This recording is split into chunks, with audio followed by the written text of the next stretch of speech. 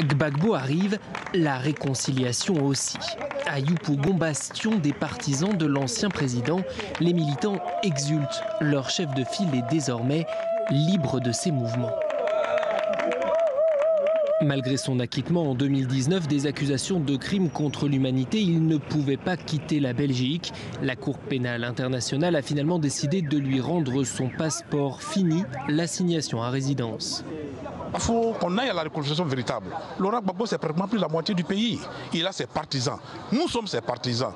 On a besoin qu'il soit là. C'est le chaînon manquant de la réconciliation. Il faut que Laurent Gbagbo soit là pour que la réconciliation soit effective. Donc les autorités ont intérêt à laisser entrer le président Laurent Gbagbo. Laurent Gbagbo pourra-t-il revenir en Côte d'Ivoire? Sur le papier, c'est désormais possible. Et au quartier général du Front populaire ivoirien, son parti, ses partisans n'en ont aucun doute. La CPI fixe pourtant une restriction. Le pays d'accueil doit expressément donner son accord avant l'arrivée de l'ancien président. En d'autres termes, la décision est désormais entre les mains des autorités ivoiriennes.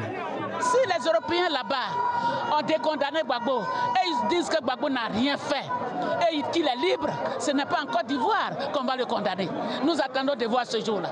Il n'y a pas de raison que cela soit détourné autrement. Le président Laurent Gbagbo est déjà libéré. Il sera en Côte d'Ivoire. Ça sera facile. Moi, j'ai la ferme conviction qu'il sera en Côte d'Ivoire. Laurent Gbagbo et son co-accusé Charles Blé Goudet ne sont pas totalement libres. Ils devront tout de même se présenter à leur procès en appel devant la CPI.